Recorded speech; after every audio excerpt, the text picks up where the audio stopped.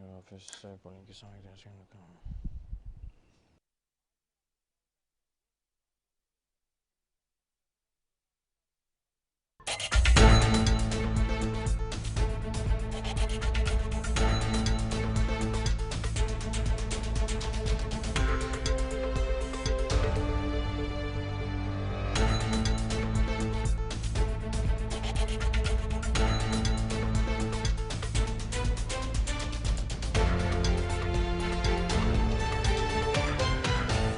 अस्सलाम वालेकुम नाज़रीन, प्रोग्राम कराची टुडे और मैं हूं आपका मेज़बान बिलाल खान। आज खुसूसी तौर पर जो प्रोग्राम किया जा रहा है PS 88 मली की नशिस्त पर जो इलेक्शन होने वाले हैं कल, उसके हवाले से बात की जाएगी आज। और ये इलेक्शन के हवाले से थोड़ा सा मैं माजी में जाना चाहूँगा। ये जो नशिस्त थी, सूबाई वजीर थे गुलाम मुर्तज़ा बलोच साहब, उनके इंतकाल के बाद ये नशिस्त खाली हुई। अब इस पर इलेक्शन कल होने जा रहे हैं। मैं थोड़ी सी इसकी डिटेल भी आपके सामने रख देता हूं कि तैयारियों का आगाज़ भी हो चुका है। डिप्टी कमिश्नर ऑफिस से भी मलीर के लिए जो है वो पोलिंग के सामान की तरसीलात भी शुरू हो चुकी हैं।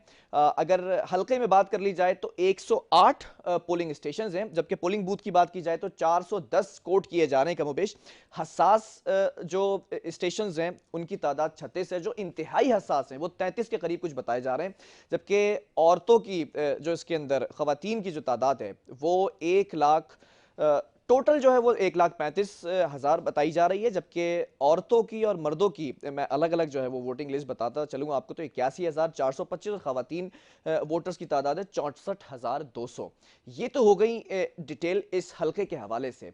अब जो कैंडिडेट्स हैं उनकी भी बात कर ली जाए तो 28 उम्मीदवारों ने कागजात यहां पर जमा कराए हैं, जिसमें पीपल्स पार्टी की जानिब से अगर बात कर ली जाए तो यूसुफ बलोच साहब हैं, PTI की जानिब से जान शेर जुनेदो साहब हैं, जबकि MQM की जानिब से साजिद अहमद साहब हैं। आज मेरे स्टूडियो में मौजूद मेहमान भी मेरे साथ मौजूद हैं, दोनों को मैं तारुफ कराता चलूं, फिर उसके बाद पार्टी का मौकफ जानेंगे कि कल होने क्या जा रहा है, किसके सर ये सहरा सजने जा रहा है, किसकी जीत होगी और किसने जो है वो सरेंडर करना है। सबसे पहले मेरे साथ MQM पाकिस्तान की जानिब से वकार हुसैन शाह साहब मौजूद है, बहुत शुक्रिया वकार साहब। दूसरे मेरे मेहमान पाकिस्तान तहरीक इंसाफ की जानिब से अशरफ फर्शी साहब हैं, बहुत शुक्रिया। वकार साहब आपसे स्टार्ट लेते हैं। कल इलेक्शंस होने जा रहे हैं PS 88 के ऊपर, बड़ी गहमा गहमी हमने देखा, हमारी टीम भी वहां पर गई, कवरेज की गई, तमाम चीजें हैं। क्या लगता है कल के इलेक्शन के लिए तैयारी भरपूर की है MQM ने सीट के हवाले से? बिस्मिल्लाहिर्रहमानिर्रहीम। देखिए जी, एमक्यूएम का एक खासा रहा है कि इलेक्शन अगर आप 24 घंटे के नोटिस पे करवा दें तो एमक्यूएम हर वक्त जो है वो तैयारी में रहती अच्छा, है। इतने शॉर्ट नोटिस पे? जी बिल्कुल। और इसका माजी में भी आपने इसका एक्सपेरिमेंट भी देखा होगा कि मुत्तहदा कौमी मूवमेंट पाकिस्तान जब भी इलेक्शन हुए और अचानक भी हुए, और किसी जगह ऐसा भी हुआ कि शायद एमक्यूएम बाइकआउट पे जा रही है मगर अचानक फैसला हुआ कि नहीं अब इलेक्शन लड़ने हैं, तो एमक्यूएम की तैयारी भरपूर है अल्हम्दुलिल्लाह। और मैं अभी भी आ रहा हूँ मलीर से ही, खोखरापार 5 नंबर से हमारा वहाँ मरकज़ी ऑफिस है, तो वहाँ से मैं अभी भी आ रहा हूँ। तो माशाल्लाह तमाम चीज़ें रेडी हैं और बड़ा जोश व खरोश पाया जा रहा है आवाम में इस इलेक्शन में। हालांकि ज़िमनी इलेक्शन है मगर क्योंकि पाकिस्तान पीपल्स पार्टी वहाँ डिलीवर नहीं कर पाई है और उनके जो कैंडिडेट थे वो 2.5 साल के बाद अल्लाह ताला उन्हें जन्नतुल फिरदौस में जगह दी, इस दुनिया में नहीं रहे, तो ज़िमनी इलेक्शन हो रहे हैं। मगर पाकिस्तान पीपल्स पार्टी की कारकर्दगी से लोग इंतहाई मायूस हैं और अब वो देख रहे हैं कि MQM की कारकर्दगी से खुश है? देखें एमक्यूएम अब वहाँ जब आएगी इंशाल्लाह जब ये सीट जीतेगी तो फिर गढ़ तो सर पीपल्स अल्हम्दुलिल्लाह। पार्टी का ही रहा है। देखें गढ़ बिल्कुल आपकी बात दुरुस्त है मगर पीपल्स पार्टी को अब आवाम जो है वो मुस्तरद करती जा रही है। अच्छा। उसकी बुनियादी वजह ये है कि पीपल्स पार्टी इस सिंध में बिला शिरकत वगैरह 7 साल से इक़्तिदार में है, बिला शिरकत वगैरह। और माजी में जो 8 साल 5 साल और मिले थे तो उसमें मुख्तलिफ पार्टियों के साथ उनका कोलेशन भी था, इत्तेहाद भी था, मगर वो सिंध की आवाम को वो जो उनसे वादे थे या जो उनसे मैं अभी आऊंगा MQM की कारकर्दगी जी के ऊपर। इनिशियल नोट ले लूं अशरफ जवार कुरैशी साहब, जरा आपका भी मैं इस पर मौकफ चाहूंगा। कल का इलेक्शन है, जान शेर जुनेजो साहब जो है वो कैंडिडेट हैं। क्या लगता है इस बार जैसे अक्सरियत 18 के इलेक्शन के अंदर PTI की रही है मजमूई तौर पर, कल की सीट PTI के नाम है या नहीं? बिस्मिल्लाहिर्रहमानिर्रहीम। बिलाल देखें, ये इलेक्शन जो है ना, ये ज़मनी इलेक्शन जो है, इसमें कारकर्दगी तो जो भी है वो अपनी जगह पर होगी। और पीपल्स पार्टी का जो वो सिंध गवर्नमेंट भी थी और सिंध गवर्नमेंट के MNA MPA साहब जो है और मिनिस्टर भी थे, आई थिंक ये जो बेचारे जी मरूम बिल्कुल। चले गए अल्लाह के पास, उन्होंने जो डिलीवरी इस इलाके के अंदर करनी थी वो तो बिल्कुल एक अलग बात। असल मसला है यहाँ पे जो इस वक्त जो ये इलेक्शन की जो माहौल टेम्पो होता है वो मैसेज का है, लीडरशिप का वो है इलेक्शन है। ये इमरान खान साहब की जो पॉलिसीज़ हैं उनका इलेक्शन है, उनको वोट जो है लोगों ने देना है। नहीं, एक तरफ फेडरल हुकूमत है, खान साहब है, सिंध हुकूमत में फिर आप बात करें तो पीपल्स पार्टी है। नहीं, मैं ये नहीं कह रहा, मैं ये कह रहा हूँ कि असल इलेक्शन जो है ना वो इलेक्शन है मैसेज का। अच्छा। जिसका पैगाम, जिसकी जो ताकतवर मैसेज जिसके पास है, जैसे 2018 के इलेक्शन में हमारा मैसेज बहुत ताकतवर था, ठीक है। इमरान खान साहब का मैसेज बहुत ताकतवर लेकिन था। 2.5 सालों के बाद मुझे लगता है थोड़ी सी फैन नहीं फॉलोइंग या देखिए, फिर ये वोटर लिस्ट मैं बार लोग मुझसे पूछते हैं ना, इसकी फैन फॉलोइंग नहीं है हमारी। हमारी बहुत जेन्युइन फॉलोइंग है और उसमें फैन तो बहुत थोड़े से ही होते हैं, लेकिन जेन्युइन फॉलोइंग ये है कि लोगों ने अपना फ्यूचर तब्दील करने के लिए तहरीक इंसाफ को वोट दिया था। हो गया तब्दील। नहीं, सुन तो लो ना बात को, मेरी पूरी बात करने दो मुझे। हम कोई आज के तो पैदा नहीं हुए ना, 23-24 साल की जदोजहद के बाद हमने इक़्तिदार लिया है। ऐसा ही है। और 24 साल से मुस्तकिल यही बात एक कहते रहे कि यहाँ इस पाकिस्तान के सिस्टम में प्रॉब्लम है, यहाँ की पॉलिटिकल पार्टीज़ में प्रॉब्लम्स हैं, यहाँ पे चोरी का एक सिस्टम नाफिज जो चल रहा है, उसी को हम चैलेंज करने के लिए निकले। उस बताएं आप मुझे 24 साल की उम्र जो अरसा था, क्या उस दरमियान में ये 2.5 साल के अंदर जो हमें 2.5 या पौने 3 साल हो रहे हैं हमें यहाँ पर आए हुए, हमने बहुत सारी चीज़ें तब्दील करने की कोशिश की, लेकिन मुकाबला जो है पूरी आवाम को, जो आवाम ने जिसने वोट दिए और जो खड़े हुए साथ और इमरान खान साहब के साथ जो खड़े हुए, उन सब का मुकाबला एक माफिया कहूँगा तो लोग कहेंगे जी माफिया कहना शुरू कर देते हैं। पूरी आवाम को भी इस बात की समझ है कि अगर हम तब्दीली करने के लिए जाएंगे तो 2-2.5 साल में मुमकिन नहीं है, और उसका इब्तदाइया ज़रूर चल सकता है, मामला ज़रूर चल सकते हैं, तरीक़ाकार ज़रूर तय हो सकता है। आपकी फाइनेंस पोजीशन जो थी इसको देखते हुए डिफॉल्टर में जा रहे थे आप, उन चीज़ों को स्टेबल करने में कितना टाइम लग सकता है, जो चीज़ें हम कर सकते थे उसकी तरफ हमने पेशरफ शुरू कर दी। मलीर की नशिश पे बात हो रही है। मलीर की नशिश पे अगर बात की जाए तो कराची ट्रांसफॉर्मेशन प्लान 1100 अरब रुपए का पैकेज, उसके बाद 100, उससे पहले 162 अरब रुपए, फिर मुख्तलिफ औकात के अंदर अदवार के अंदर खान साहब आकर बातें करते रहे, फिर शेख साहब आते थे केसीआर के ऊपर, वो चले गए, आदम सवाती साहब आ गए, कुछ मायूसी देखी गई है हुकूमत की जानिब से भी, तो आवाम फिर वोट देगी क्या? नहीं देखिए, मेरी बात सुनिए, आवाम बहुत समझदार है, कराची की आवाम कोई वो नहीं है कि उसको बहुत समझदार आवाम है। आप बार बार कहते हैं 1100 अरब रुपए के, 1100 अरब रुपए के मंसूबे में K4 का मंसूबा था। ठीक है। K4 के मंसूबे के लिए ज़मीन प्रोवाइड करना सिंध गवर्नमेंट की जिम्मेदारी थी। वहाँ पे फंड्स प्रोवाइड करना पहले 50-50% था, फिर बाकी बाद में जो है हमारी तरफ से 100% अभी हमने ले लिया। अब उसको वापडा के हवाले कर, वापडा उसको बना रही है। उसको टोटल प्रोजेक्ट को हमने ऑन किया कराची की आवाम की वजह से, क्योंकि उस प्रोजेक्ट पे काम ही नहीं होने दिया जा रहा था और वो पेंडिंग चला जा रहा था, बार बार इस मामले में खराब हो रहा था। ये सबके सामने बात है ये सारी चीज़ें। अच्छा, इसके साथ जो कैसी उसकी बात कर रहे हैं, रेलवे के लिए 3 चीज़ें और बताऊंगा मैं आपको। एक तो एक नाले की बात करूंगा, जो कि यहाँ से जो नालों की सफाई थी वो चीज़ें थी, उनमें किसका किसका क्या पार्ट था और किस वजह से रुकावट है। इसलिए चाह इनिशियल कमेंट देते हैं, एक और गेस्ट इनिशियल कमेंट्स में ये है कि जो प्रोजेक्ट हमने यहाँ के कराची के लिए किया और खान साहब ने जो लॉन्च किया, उनके अंदर 18वीं तरमीम के हवाले से सिंध गवर्नमेंट ने बहुत रुकावटें डाली। उसको हमें उसको तेज काम को स्पीड अप करने के लिए भी बड़ी प्रॉब्लम्स आई, क्योंकि जो चीज़ जाती थी वो जाके वहाँ अटक जाती थी। ठीक है। कभी ज़मीन का मामला हुआ, रेलवे के ऊपर इंक्रोचमेंट का मसला है, उनके लिए फाटक बनाने का मसला है, उनके लिए ओवर फ्लाईओवर्स बनाने का मसला है, वो सिंध गवर्नमेंट के काम था, हमारा काम नहीं था। सिंध गवर्नमेंट से पूछ लेते हैं ना अभी, उनसे भी पूछ लें, उनसे पूछे। मुझे जो है वो ऑन कॉल नजमी आलम साहब ज्वाइन कर चुके हैं पाकिस्तान पीपल्स पार्टी की जानिब से। नजमी आलम साहब, क्या कहेंगे कल के इलेक्शन के हवाले से? साबिक आपके ही मिनिस्टर इंतकाल कर गए, तो उसके बाद अब ये नशिस्त खाली हुई और अब यूसुफ बलोच साहब जो है वो इस कैंडिडेट हैं, लेकिन पीपल्स पार्टी की गवर्नमेंट से लगता नहीं है कि कराची की आवाम खुश नजर आती है, तो कल सहरा किसके सर पे सजेगा? कल आपको कराची के आवाम जवाब दे देंगे। मैं तो ले चुका हूं, आवाम से जवाब में लेकर आया हूं, इसलिए मैं ये जुमला कोट कर रहा हूं। मैं तो आपको ये बताना सिर्फ चाहता हूं कि हमने पिछली दफा कोई 22,000 वोट लेके ये सीट जीती थी जी। सर बड़े कॉन्फिडेंट नजर आ रहे हैं मुझे आप। मैं तो आपसे कह रहा हूं, हम 25,000 क्रॉस करके दिखाएंगे इनको। अच्छा, मैं कोट कर लेता हूं 25,000। 100% कॉन्फिडेंस से मैं कह रहा हूं। सर कारकर्दगी पे कॉन्फिडेंस है या पिछली सीट पे? सर मेरी सुन तो लें, कराची के आवाम से जो झूठे वादे किए गए थे, किसने? आज चंद दिन पहले कराची के आवाम को महंगी बिजली कर दी गई, कभी हर थोड़े दिन बाद पेट्रोल के बढ़े हुए दाम, आटा महंगा, चीनी महंगी, वो कल कराची के अवाम इनको जवाब देंगे। आप बेफिक्र हैं, कल शाम को इनके ताजिए ठंडे हो जाएंगे।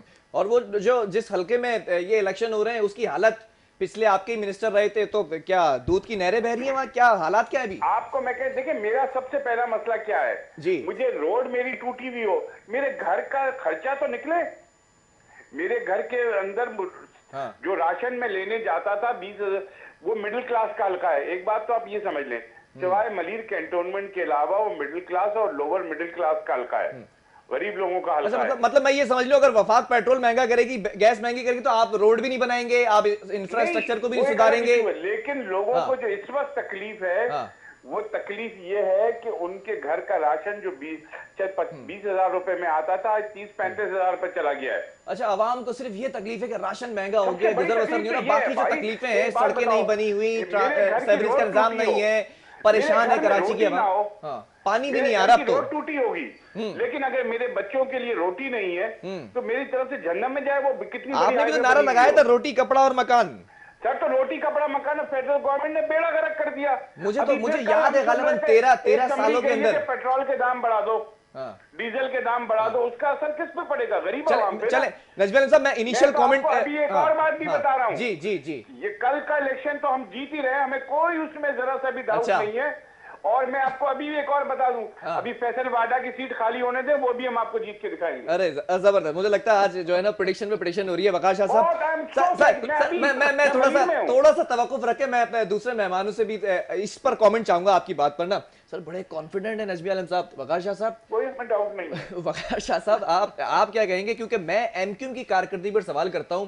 एक एमओयू साइन करवाया था, आपके इत्तेहादी साथ बैठे हुए, देखें मैं लड़ाना नहीं चाह रहा, एक एक कमेंट चाहूंगा। एमओयू साइन कराया था, आज भी तहफुजात हैं, वो एमओयू पूरा होता नजर नहीं आता। कराची की जो सूरत हाल है वो बदलती हुई मुझे नजर नहीं आ रही। उसके बावजूद भी आप एक तो हुकूमत में बैठे हुए, मुफाहमत की सियासत है, या मैं इसको क्या लफ्ज दूं, कराची वाले आपसे नाराज हैं कि नहीं है इस बात पर? बिलाल, आपके सवाल बड़े चुपते हुए और बड़े मीठे मीठे होते हैं मगर जवाब देने भी ज़रूरी हैं। देखें, जहाँ तक एमआईयू साइन करने का आपने कहा, तो बिल्कुल हमने तहरीक इंसाफ के साथ उन्होंने हमारा वो एमआईयू साइन हमारे साथ मिलके किया, मगर मैं इंतहाई माजरत के साथ ये कहूँगा कि हम इत्तेहादी तो ज़रूर हैं। बैठे ना शिकवा करें ना। मैं वही बात कर रहा हूँ। असल में आपने सवाल किया ना, मुखातिब आप ही को करूँगा ना। तो बात ये कि उस एमआईयू पे अभी तक कोई भी अमल दरामद नहीं हुआ। सर, छोड़ देना हुकूमत, बड़ा आसान है। बिल्कुल अच्छी बात है, हम छोड़ देंगे फिर तो बिल्कुल कोई मिनिस्ट्री चली जाएगी। नहीं, मिनिस्ट्री की बात नहीं है। देखिए, हमारा एक मिनिस्टर है, वो कैबिनेट में बैठा है, तो वो कैबिनेट में बैठा है तो आवाज तो लगाता रहता है ना, जिस तरह असेंबली में मेंबरान बैठे हैं। आवाज का फायदा नहीं, सुनी नहीं जा रही आपके बात। नहीं, देखें, बात पता है क्या है कि लोग क्यों इलेक्शन लड़ते हैं। मैं एक मिसाल दे रहा हूँ, कराची में जमात इस्लामी की एक सीट है, सिंध में सूबाई असेंबली की एक सीट है। उस दिन भी प्रोग्राम में आप ही के मैं एक और चैनल पे बैठा था, तो जमात इस्लामी के एक दोस्त ने कहा कि जी आप कैबिनेट से निकल जाएं, तो मैंने उनसे कहा कि आपके पास भी सीट है सिंध असेंबली में, आप कहते हैं कारकर्दगी सिंध असेंबली की ठीक नहीं, आप भी निकल जाएं। तो वो कहने लगे नहीं जी, वो तो हम आवाज उठाते रहते हैं। इत्तेहाद में बैठे हैं, फर्क समझें, ये वही वाला हिसाब हो गया। मेयर भी कैबिनेट में नहीं है, मेयर भी 4 साल तक बैठे रहे, बातें करते रहे। अर्ज सुन ले, हमारे पास मिनिस्ट्री है, मगर हमारे पास इख्तियारात नहीं है। तो मेयर के पास भी नहीं थे, मेयर ने भी सीट नहीं छोड़ी, आप भी नहीं छोड़े। देखिए, सीटें छोड़ना हल नहीं है। फिर हल क्या है? देखिए, सीटें छोड़ना नहीं है। जब देखें ना, फॉर एग्जांपल आप इस स्टूडियो में बैठे हैं और आप एंकर हैं और आप प्रोग्राम कर रहे हैं, तो आप अगर यहाँ पे कोई बात नहीं सुनी जाती तो आप नौकरी छोड़ के चले जाएंगे? नहीं, आप कोशिश करेंगे कि हम बेहतर से बेहतर डिलीवरी करें। हम नहीं बनेंगे तो कुछ ना कुछ करना पड़ेगा। हम तो इस उम्मीद पे ना, हमें वो इनकार तो नहीं कर रहे। देखिए, अशरफ साहब बैठे हैं, इन्होंने हमें इनकार नहीं किया। मगर मैं थोड़ी सी बात करूं, इन्होंने इनकार नहीं किया, मगर इकरार भी नहीं करते। और चीजें ऐसी हैं कि देखें, मैं इस इलेक्शन के हवाले से, PS 88 के हवाले से 2-4 बातें करूंगा, पीपल्स पार्टी के हवाले से भी और PTI के हवाले से भी। PTI की जो फेडरल गवर्नमेंट के हवाले से अभी बात हो रही थी, नजमी साहब बात कर रहे थे कि अगर सुनेरियो देखें, मेरे पास जो इस वक्त फिगर्स है, PTI को 2018 में 16,300 वोट मिले, ठीक है, और पाकिस्तान पीपल्स पार्टी को 22,500, और हमें मिले हैं टोटल तकरीबन 5,000 वोट, ठीक है। हम चौथे नंबर पे थे, TLP को हमसे ज़्यादा वोट मिले।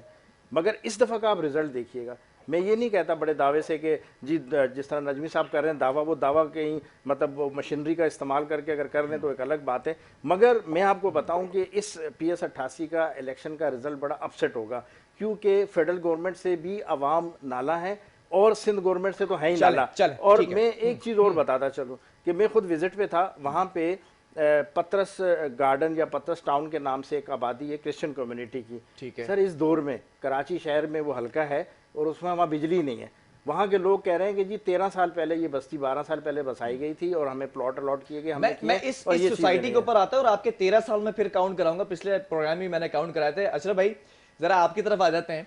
फेडरल हुकूमत को बड़ा क्रिटिसाइज कर रही है दोनों जमातें, पीपल्स पार्टी भी, एमक्यूएम आपके साथ इत्तेहाद में।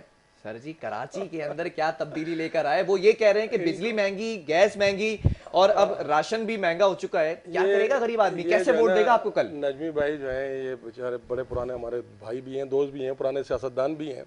ये जब भी इक्तिदार में आए ना, जब ये तो हम तो पहली दफा आए ना, ये तो 3-4 दफा रह के जा चुके हैं। जब भी आए इनके हर दौर के अंदर बिजली भी महंगी हुई, पेट्रोल भी महंगा हुआ, कर्जे भी बढ़े, सब कुछ हुआ, रोटी भी महंगी हुई, आटा भी महंगा हुआ, तो नहीं हुआ था ना? सब कुछ हुआ। नहीं, ये इससे ज्यादा हुआ था। आप जगह परसेंटेज निकालेंगे तो सब कुछ ज्यादा हुआ था। मसला तो ये है कि यहाँ पर आज सारे माशी अशारिये जो है बेहतरी की तरफ जा रहे हैं। आने का फायदा क्या हुआ? हमारा आने का फायदा ये हुआ कि आप तो देखिए मेरी आने का, हमारे आने का क्या फायदा हुआ? हमारे आने का फायदा ये हुआ कि इस वक्त इंडस्ट्री जो है तेजी की तरफ गामजन है। बाहर से फॉरेन इन्वेस्टमेंट जो है, पैसे जो आ रहे हैं वहां से पैसे ज्यादा से ज्यादा पाकिस्तान में भेज रहे हैं पैसे। नौकरियां देखिए नौकरियां सब होंगी। क्या कहते थे ना फैसल वाडा साहब आपके कहते मेरी बात सुने कि ये 50 लाख नौकरियां, आप क्या समझ रहे हैं कि ये 50 लाख नौकरियां क्या सरकारी नौकरियां देनी थी इमरान खान साहब ने? 50 लाख नौकरियों का वादा अगर किया, 50 नहीं 25 ही दे देते सर। अरे तो 25 आप बता तो रहा हूँ आपको, आप फिगर तो उठाए ना। 2.5 साल अगर इंडस्ट्री के रिवाइवल देखेंगे, इंडस्ट्री अभी कॉटन और इंडस्ट्री जो है कितनी रिवाइवल कितनी हुई है, गाड़ियों की जो है इंपोर्ट पे कितना बड़ा फर्क पड़ा है, पैसे पाकिस्तान से बाहर जाने में और पाकिस्तान में आने में कितना बड़ा फर्क पड़ा है। ये बेसिक चीजें थी जो आपको, देखिए सुने ना मेरी बात सुन, देखिए ये एक जो है जिस बात को आप अगर ये समझें कि यार हर चीज जो है ना रिलेटेड जो है वफाकी गवर्नमेंट के साथ होती जरूर है, लेकिन 18वीं तरमीम के बाद पीपल्स पार्टी के ऊपर बहुत बड़ा वो है कि वो लोकल जो है मामलात को दुरुस्त तो करके रखे। उन्होंने अख्तियार ले लिया, सिंध गवर्नमेंट ने वफाक ने उनको अख्तियार दे दिया 18वीं तरमीम के जरिए। इन्होंने नीचे आज तक जो है डिस्ट्रिक्ट लेवल पे नहीं दिया, डेवल्यूशन पावर अब नहीं किया इन्होंने और सेंट्रलाइज किया। इन्होंने जो हेल्थ था उसको हेल्थ सिक्योरिटी के अंडर में दे दिया। जो छोटे छोटे हर जगह पे यूनिट बने हुए हैं उसके बेसिक बुनियादी हेल्थ के, उन सबको सेंट्रलाइज करके एक सिक्योरिटी के अंडर में दे दिया इन्होंने बजाय इसके कि ये वफाक से डेवल्यूशन की बात करते हैं, इन्होंने सब कुछ अपने सेंट्रलाइज करके सिंध गवर्नमेंट के सिक्योरिटीज के हाथ में दे दिया। उसके बाद ये कहते हैं कि हम तरक्की नहीं हो रही, हमारे साथ ये नहीं हो रहा, हमारे साथ वो नहीं हो रहा। इनको जो है ना कल जो ये कह रहे हैं ना इलेक्शन, और ये फैसल वाडा की सीट तो भूल जाए कि फैसल वाडा वहां तो करीब भी नहीं भटकने वाले हैं। आप भी प्रेडिक्शन कर देंगे? मैं तो कह रहा हूं ना वहां तो करीब भी नहीं भटकेंगे। अच्छा। इनको तो नंबर भी काउंटिंग मुश्किल हो जाएगी इनको। और यहाँ की जो है ना कल इनकी जो काउंटिंग जो है कह रहे हैं ना बड़े मजे से कि हम बड़ा जो काम करेंगे, इधर की बात कर रहे हैं उधर की बात। देखिए इनका जो है मैं इनके साथ तो मैं कुछ भी नहीं कहूंगा इस वक्त, क्योंकि वजह यह है कि फैसल वाला साहब सेनेट में जा रहे हैं। रास्त आवाम के साथ रोडों की जो बात आपने की वो बल्दियात के हवाले थी। वाडा साहब सुने ना, पहले 4 साल बल्दियात में थे और बल्दियात के साथ मेयर इनके थे और इनके काउंसलर सारे नाज़िम इनके थे।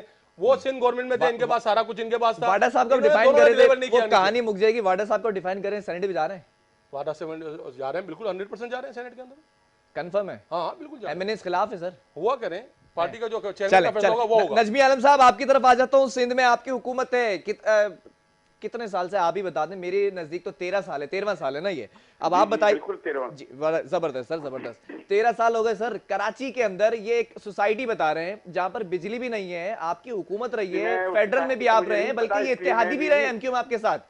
सर क्या किया उस इलाके के अंदर? एमक्यूएम का तो मैं ये बता दूं, ये हर तनख्वाह पे नौकरी करने को तैयार है। अच्छा, इनकी कोई बेचारों की आपने भी ऑफर दी थी, बिलावल साहब ने भी दी थी ऑफर। मैंने कहा ना इनको ये तनख्वाह कम कर दे पीटीआई, ये तब भी उनकी नौकरी करेंगे। ये जिस कैबिनेट की बात कर रहे थे ना कि इनका मिनिस्टर वहां बैठा होता है, अपनी बात करता है, अगर उसमें अच्छा आपकी नौकरी करते तो सही थे, अब किसी और के लिए इत्तेहादी है तो वो बुरे हैं। तो लें, कल तक सही थे, 8 से 13 तक। नौकरी का जवाब तो आइए मेरी बात तो सुन लें। जिस कैबिनेट मीटिंग में सेंसस को जी अप्रूव किया गया, जिस पे एमक्यूएम का सबसे बड़ा स्टैंड है कि भाई ये कराची के साथ ज्यादती हुई है, इनका मिनिस्टर वहां एक जुमला नहीं बोला, उसका नोट आना चाहिए था कि मैं नहीं एक्सेप्ट करता इसको। तो इनकी तो हालत ये है कि ये हर तनख्वाह पे नौकरी करेंगे बेचारे एमक्यूएम वाले। और जब तक आपके साथ इत्तेहादी थे तब अच्छे थे। सर मैंने मेरे साथ छोड़ देना, मैं तो अभी की बात सर मैं तो आपके साथ बात करूंगा ना, आपसे आपकी जमात का मौक़िफ़ मांगूंगा। भाई ने एक बात कही कि हमारा मिनिस्टर वहां अपनी बात करता है। जब ये सेंसस को कैबिनेट ने अप्रूव किया, आपका मिनिस्टर इस पे तो बात करता है, आपका मिनिस्टर बाइकाट कर देना चाहिए था। नजमी आलम साहब, आपका मिनिस्टर ट्रांसपोर्ट पे क्यों नहीं बात करता? आपका मिनिस्टर नालों पे क्यों नहीं बात करता? आपका मिनिस्टर कराची के इंफ्रास्ट्रक्चर पे क्यों नहीं बात करता? बात कर रहे थे PS 88 के इलेक्शन की। जी। तो वकार ने कहा कि वो वहां मिनिस्टर बात करता है, जब कराची का सबसे बड़ा इशू ये है कि कराची को सही काउंट नहीं किया गया। उस कैबिनेट मीटिंग में इनका मिनिस्टर बैठा था जिसने उसको अप्रूव किया। वो मैं तो पूछ इन्होंने लूंगा तो इनसे कराची सर, की मैंने कमर में आपसे क्यों सवाल रखा? किया है नजमी आलम अब साहब। दूसरी बात पे मैं आता हूँ, सुनने जी जी जी। कुरैशी साहब अभी बात कर रहे थे कि फला इंडेक्स ये, ओ भाई आप अपने ये जी जी जी नजमी आलम इंडेक्स को साहब। 1 लाख पे ले जाओ। हाँ गरीब आदमी को रोटी, उसको महंगी दवाई, उसको जब ये चीजें नहीं, ये सब फेडरल गवर्नमेंट का, ये एक्सपोर्ट, ये कॉटन की बात कर रहे थे, कॉटन हम इंपोर्ट कर रहे हैं। हम कॉटन एक्सपोर्ट कर, हम कॉटन अपने प्रोड्यूस करते थे, आज कॉटन हम इंपोर्ट करके अपनी प्रोडक्ट बना रहे हैं। इनको यही नहीं पता कुरैशी भाई को। मैं तो आपसे कह रहा हूँ ना, कल का इलेक्शन ये बताएगा कि आप क्या कह रहे हैं, कराची की 25,000 के आवाम- मार्जिन से जीत रहे हैं कल? मैंने कहा ना हम 25,000 क्रॉस करेंगे। अच्छा ठीक है। हमने 22 लिए थे, हम 3 साढ़े 3 हजार ऊपर नजमी ले आलम गए। साहब आप मेरे साथ ऑन कॉल रहिएगा, मुझे एक ब्रेक की कॉल दी जा रही है, ब्रेक भी यहाँ पर सर, जरूरी बिल्कुल ले है। लें। फिर मैं अशरफ कुरैशी साहब आपकी तरफ आऊंगा कि ये काउंटर जो है वो किया जाए। नाज़रीन एक वक्फा है और वक्फे के बाद आज इसी टॉपिक को कंटिन्यू करेंगे जो कल इलेक्शन होने वाले हैं PS 88 के ऊपर।